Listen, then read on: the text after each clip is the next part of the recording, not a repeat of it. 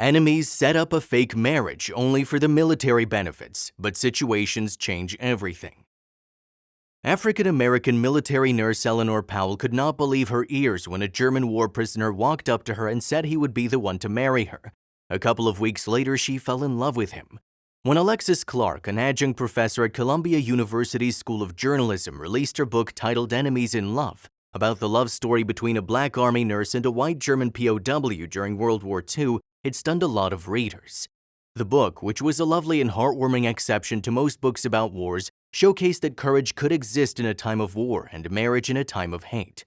In 1944, during World War II, African-American woman Eleanor Elizabeth Powell, born into a prominent African-American family from Milton, a suburb outside of Boston, decided to enlist to serve as a nurse in the military. Her father had served in the Great War, and the young girl wanted to follow in his footsteps.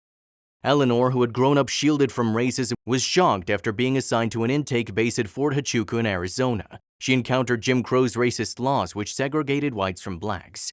Even with their uniforms, black soldiers were not allowed in restaurants, and ironically, German POWs were allowed to use the dining rooms with the American guards, but they, being black, had no access to it. Instead of being assigned to care for the wounded American soldiers, black nurses were told to tend to German prisoners of war held in the U.S. She seethed over her assignment to tend to the foreign prisoners, but it was while undergoing this duty that something magical happened. Eleanor, who had been assigned to a prisoner war camp in Florence, Arizona, walked into the mess hall to have her meal when she was suddenly approached by a German prisoner of war who'd been arrested. The German in question, Friedrich, a Luftwaffe medic, had been captured in Italy, but because he was a great cook and a baker, his duty was to work in the mess hall as a cook. But immediately he saw Eleanor walk in to take her meal, he became spellbound and instantly walked across and said to her, "You should know my name, I'm the man who's going to marry you." The beautiful nurse could not believe what she had just heard. A Nazi prisoner of war and a black U.S. Army officer being romantically involved in the middle of a war was simply too outrageous to even think of. However, within the next couple of weeks, Friedrich wooed her with treats from the camp kitchen and they became closer. The pair fell in love and often sneaked off for kisses in a quiet stairwell.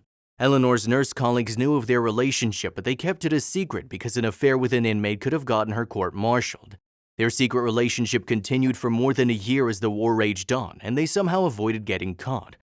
As the war was about to end, they knew no German POW could get a visa and remain in the United States afterward unless Eleanor got pregnant with his child. Before Friedrich was sent back to Europe in April 1946, Eleanor became pregnant. However, she managed to hide the pregnancy through her final months of army service before she gave birth to their son Stephen. After a year of separation, Friedrich could use their son's birth certificate to get a visa, and he returned to the U.S. On June 26, 1947, days after returning to the U.S., he and Eleanor married in New York City. The German became Frederick to fit into his new home. Sadly, the couple continued to face discrimination and occasionally moved in search of a place where their mixed-race family would be accepted. During this time, they became parents for the second time to son Chris. In Boston, multiple landlords evicted them. Some objected to living near an ex-Nazi soldier, while others would not have a black woman as a neighbor. The pair even once returned to Göttingen, Germany, where Frederick worked in his father's new brick-making business, but he could not stand his mother's racist comments. They eventually ended up in Village Creek, an integrated neighborhood in Norwalk, Connecticut, where they settled down with their children. Frederick put his cooking skills to work and soon turned the vice president at Pepperidge Farm, the baking company where he was put in charge of its experimental kitchen. The couple remained in their Connecticut home until Frederick died in 2001, aged 75. His wife died 4 years later in 2005, aged 84. Speaking about his parents' relationship, Chris explained that they loved each other deeply until they died. The child grew up to be a talented trumpeter who toured with the Duke Ellington Orchestra. On her part, author Alexis Clark explained that writing the book taught her that black women served America well during World War II, even though most of them were not enlisted by the Army because of their race. In the enemies to lovers scenario, we see two individuals in question who may well have had great disdain for each other working through it and becoming a sexual romantic couple, explains Dr. Tony Ortega, clinical psychologist and author of numerous relationship management books. Whether you're Christian or not, there's something in the teachings of Jesus that is worth contemplation for anyone who seeks to be a better person. His urging that we love our enemies. Not just love thy neighbor, which in itself can be a difficult thing, but love your enemies.